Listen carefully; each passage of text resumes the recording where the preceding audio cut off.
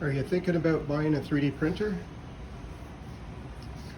Well, I use them for my work, and luckily if I have stuff I want to print for home, I'm allowed to use them.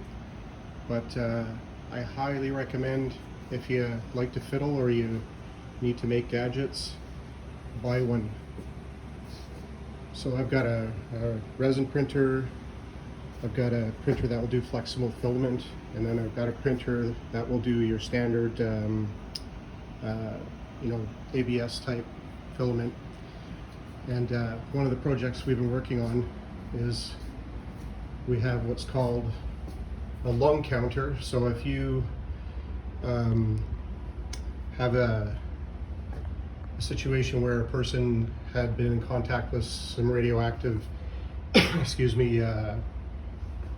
incident and they breathe something in, what this instrument does is it measures radioactivity in the lungs in a person, and this is part of what we do here at my job. And we are getting new detectors, which you can see these things here. The person sits in here, and then we place these over their lungs, and then this detector comes close to the lung and we measure any radioactivity they may have in their lungs.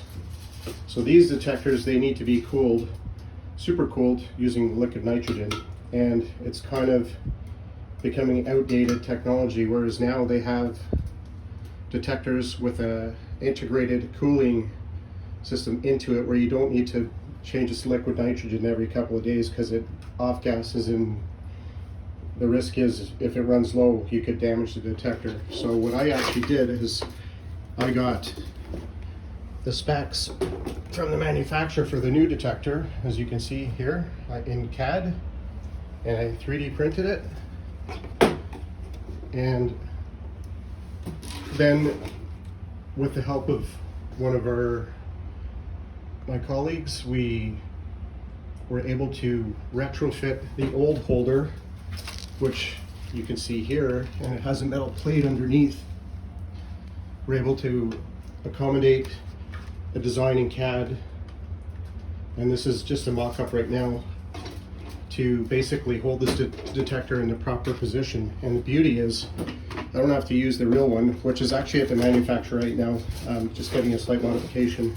But basically, using the 3D printer, I was able to play with this holder and tweak it a few times to get exactly what we want. And our latest iteration is to make these thinner, a little more sleek, and we're going to use an infill that will make it super strong. Like, this is unbelievably strong. And then the beauty, saved myself a lot of time just by 3D printing. So if you're thinking about getting into 3D printing for anything, like in my case it was for work, and I realize it has a lot of applications for stuff you can do at home, I would highly recommend it. And use that 3D printer and some free CAD software, and you essentially can design anything you want.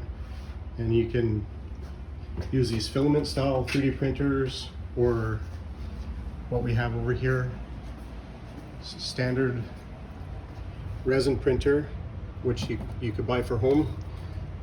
This was done on a resin printer. It's a holder that we needed to make, done in CAD. So very cool technology, very cheap. You can get them in much different sizes. This Phantom over here, for what we do, was all done 3D printing, resin printing, and then flexible printing, and just amazing technology. So yeah, 3D printing, you're thinking about it, go for it, man. Very cool stuff.